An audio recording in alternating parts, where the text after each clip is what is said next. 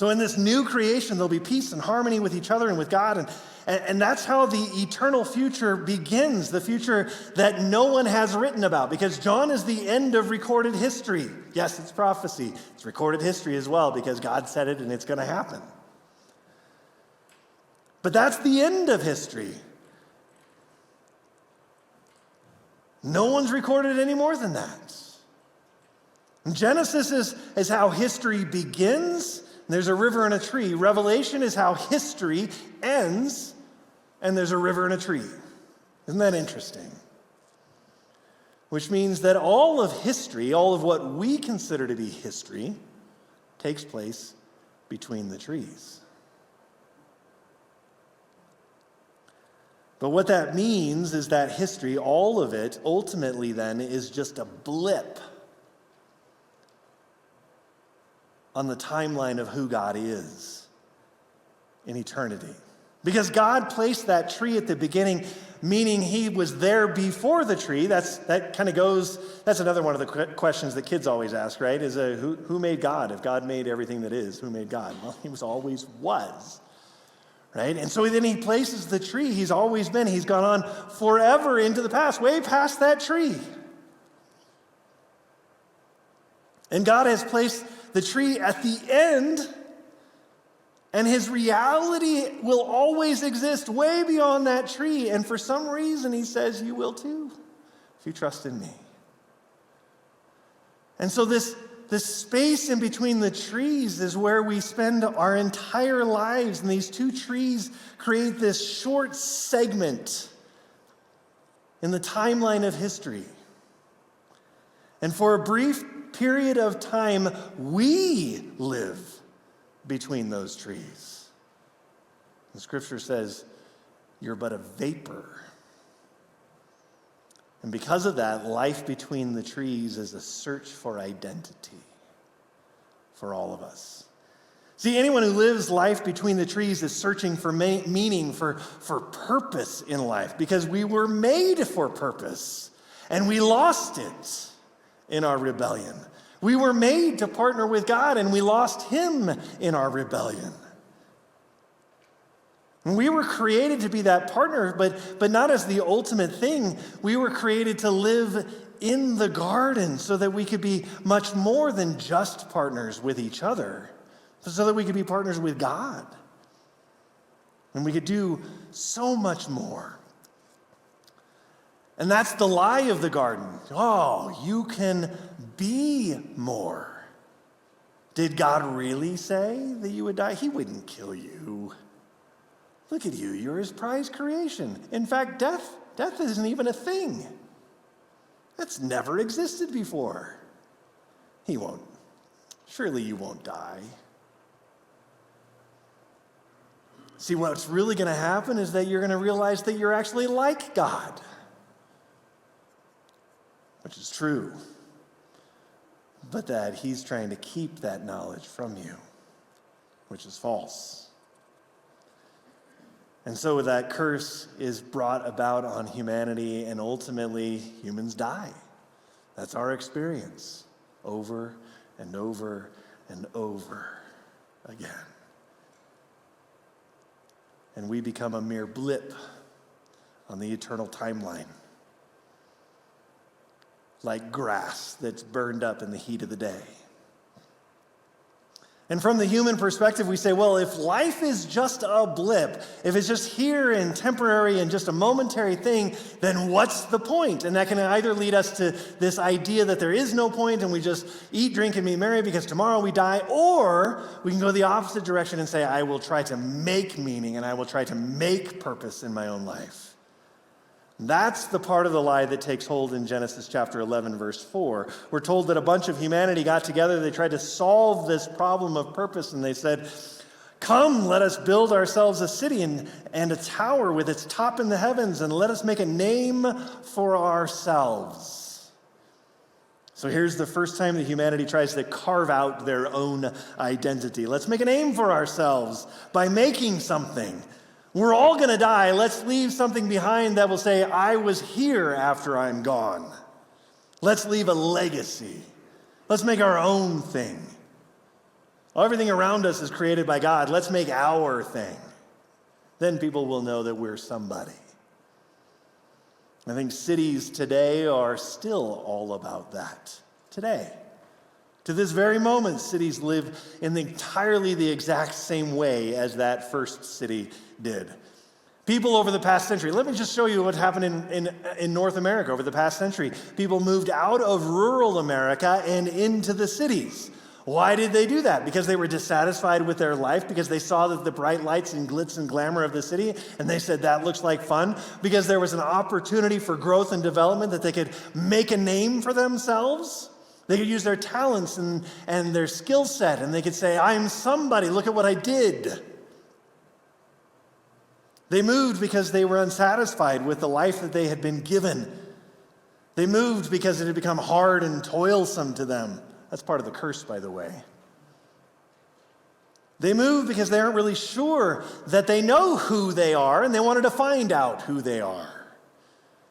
They aren't sure at all what their values should even be based on. And so they're trying to achieve a sense of significance and value through their work, through their arts, through their looks, whatever you see in the city.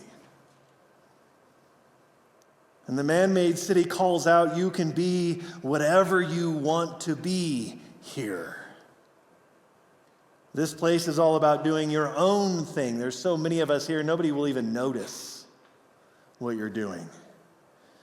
And so people come to the city to achieve, to make money, to make a name for themselves, to get themselves sucked into lifestyles that they can't possibly ever get themselves out of. And ultimately, their effort is to make a personal tower that is taller than everyone else's, because that's what achievement is all about. And what happens is that your name building becomes your God. But you still feel empty. Why do I still feel empty even though I'm achieving, though I'm doing great things according to the society's perspective, even though I have accumulated all kinds of stuff and wealth? Because we're trapped in this lie that we say, if I can be enough, then I will find that love that I'm missing. People will love me. But then we suspect that they're loving what I'm doing rather than who I am. And that love is never actually worthwhile. And you never know whether or not they're loving you for you or what they can get from you. That's why prenuptial agreements exist. Because in the city, everybody's doing the same thing. Does that make cities evil? No. God is redeeming cities just like he's redeeming countrysides. But here's the thing. We get into the middle of the city and we say, well, something's off. All this pursuit of me isn't working out. Let me go retry religion again. And we find in every single world religion today that if we just do enough, if we make enough of an effort, then somehow God will accept us. If I can do the religiosity well enough, then I'll be good enough, and then God will have to accept me. That's how I'm going to show that I'm worthy. That's how I'll make my name. And ultimately, religion just becomes another factor of the exact same spinning of the wheel that the rat is on. And it's exhausting to live in the man-made city. See, the city of man is a place of confusion and disturbance and disobedience. We know things aren't right. We feel it in our bones, but we can't seem to put our finger on what it is that's wrong. Because there has to be more than just getting stuff or making a name for ourselves. See, ultimately, life between the trees is a search for God. And we started off talking about the problem of pain, right? So often people experience something bad and they say, where is God in this? And maybe a better question is this: where isn't God? His fingerprints are all over the world, and because we're lacking that, we fail to look in the right directions. Comedian Jimmy Carr says it this way: people look at the hole when they should be looking at the donut. Right? We look at the problems, we forget that there's so much more than just the problems. There's more in this life. Have you ever stopped to think about, why are things beautiful? why does beauty exist in the world? If we're made for the future, right? This is what we talk about in terms of Christian circles. We're ultimately all going to heaven, so we don't have to worry about redeeming this world. We're just living until we get to the next place. Why is there things that are pleasant to look at? I mean, who made beauty in this place at this time? Have you ever, those of you that are married, you can answer this question really easily. You ever looked at somebody and found them to be incredibly captivating? Yeah. What instilled that knowledge within you that you wanted to just look at them? What instilled that ability to admire them, to love them, and to even notice them in that way? Who made beauty? Who made good? We get so focused on the whole, we forget about the donut. Remember what we saw in verse 9?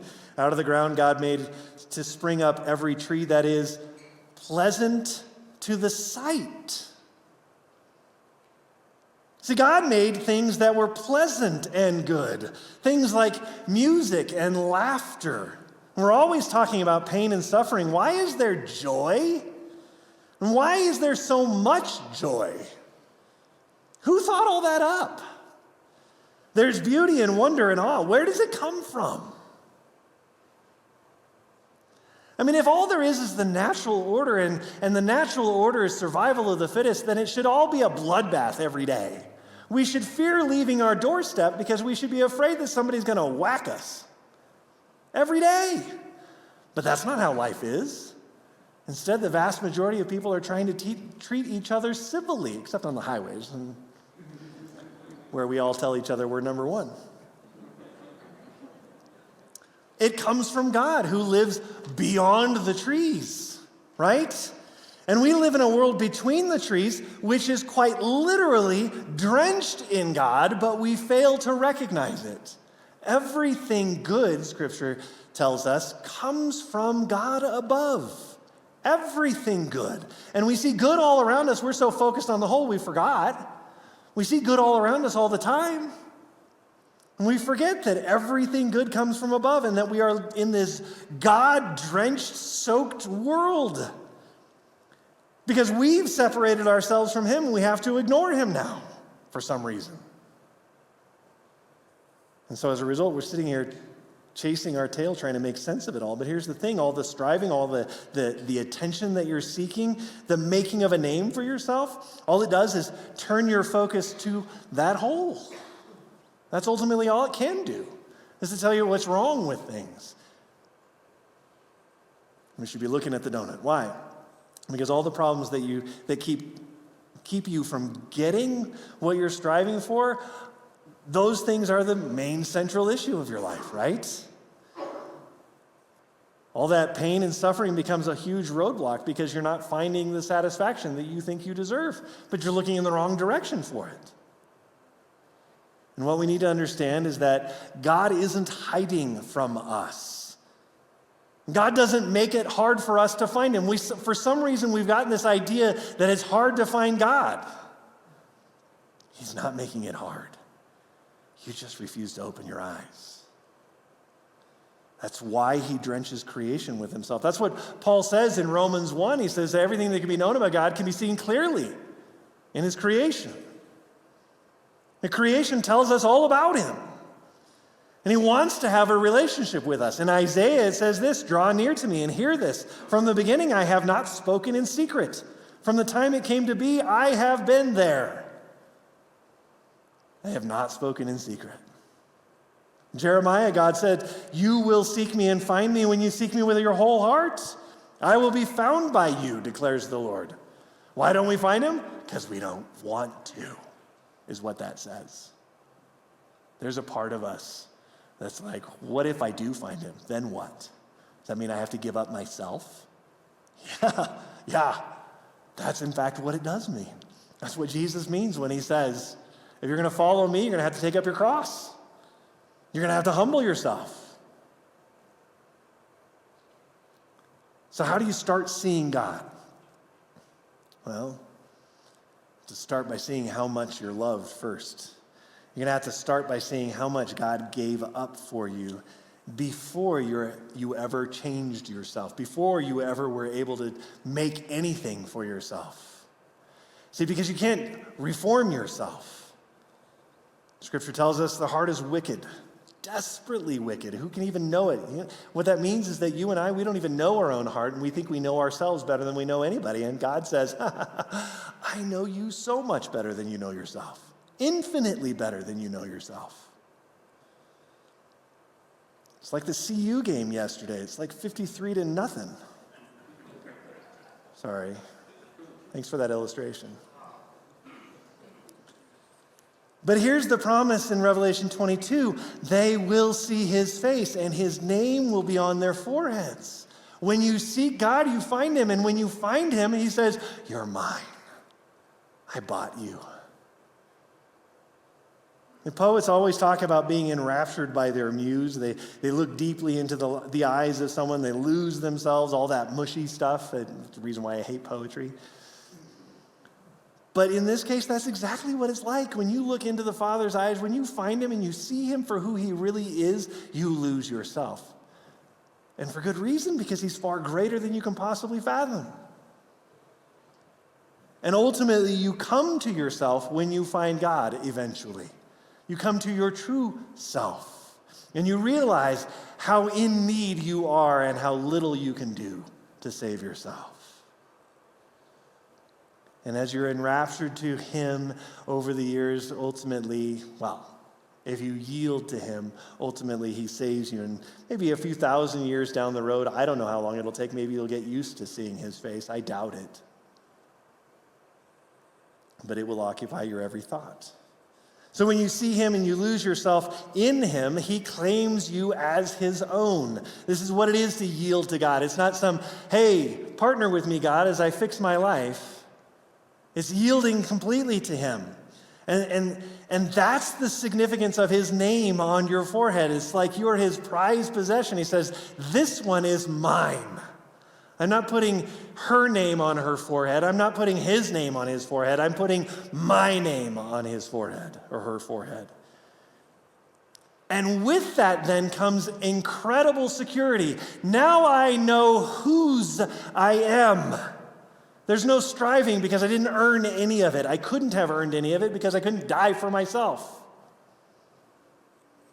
There's no uncertainty about where you're going and what you're doing. You know what you're for. He's laid it out all clearly for you. You know that you belong.